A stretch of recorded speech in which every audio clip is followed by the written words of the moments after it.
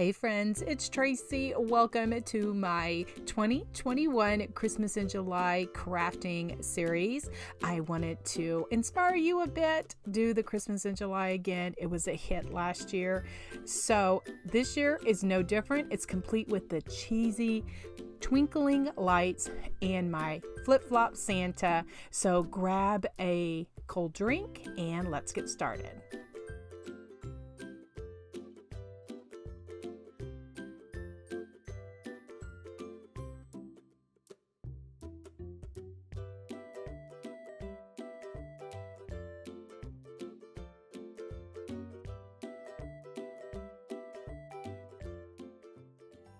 I found these plastic candy canes over at the Dollar Tree, and they're just really cute size to decorate for this type of country craft.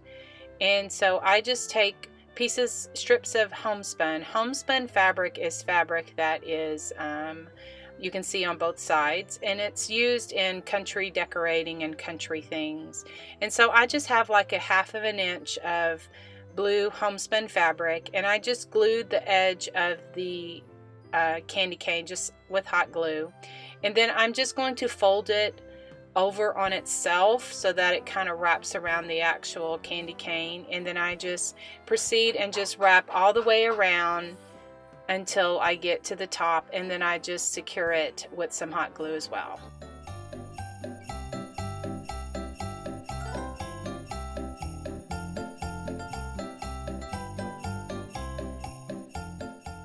Once you finish wrapping the homespun fabric all the way around, just take some scissors and just trim off where you want and just hot glue that down together.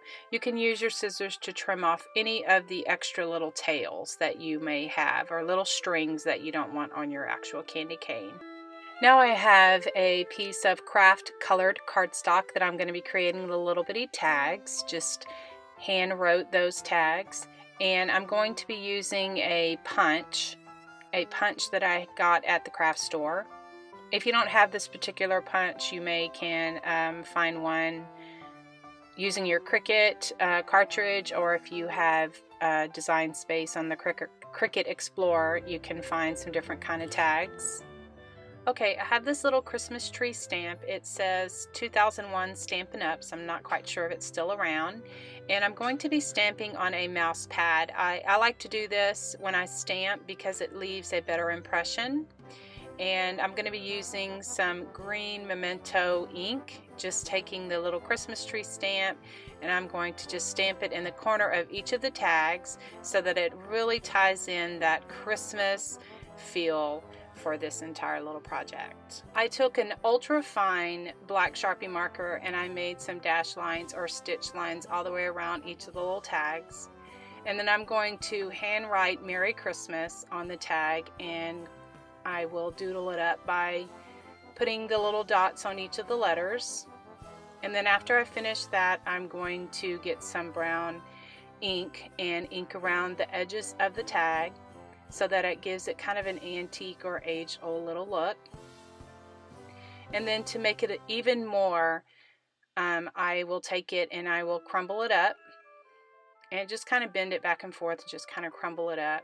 And then I'll take the little ink pad and I'll just go around the actual tag so that it gives it a really aged little look.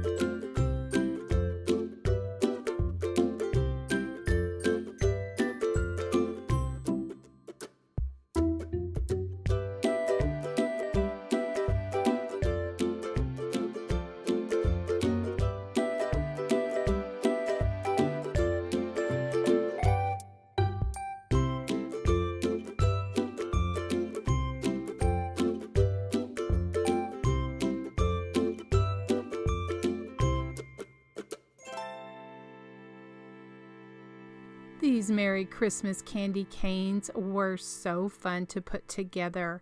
Now, these are some of the supplies I'm using. I decided not to use the white fleece. I liked the black and white candy canes the best.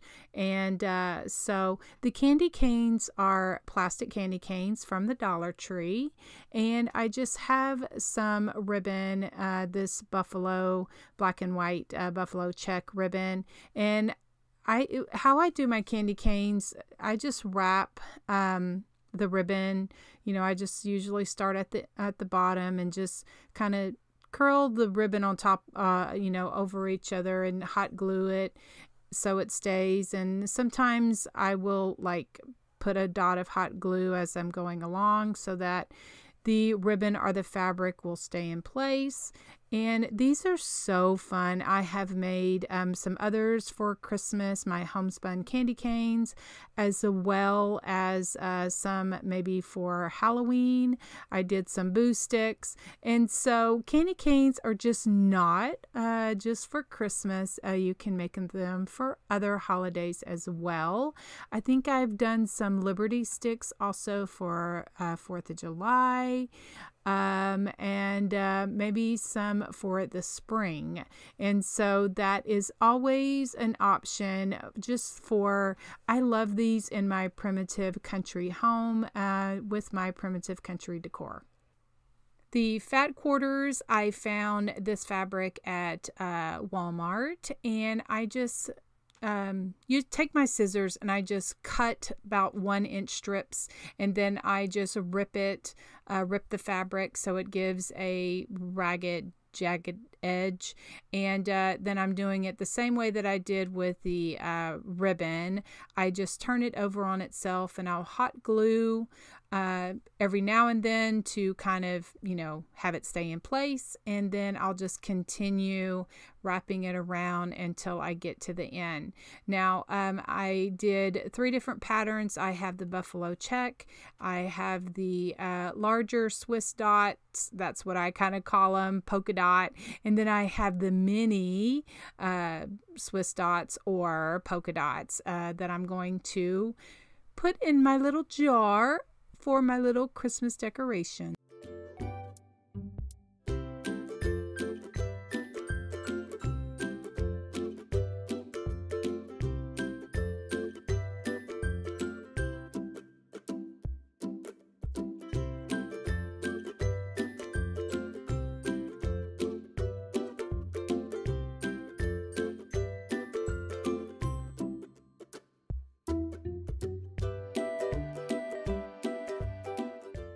To make a tag for my jar, and I just have these like manila tags. I know you can get them like at office supply stores or Amazon. I have no idea where I got these from. I bought a whole bunch of them many years ago, and I just you know, distress them a little bit. And so I like to use them for little projects like this. And so I'm just taking that large Posca pen and just hand lettering Merry Christmas. I'll put my happy dots on the ends, and you know, so it looks really cute. And then I'm going to go back with the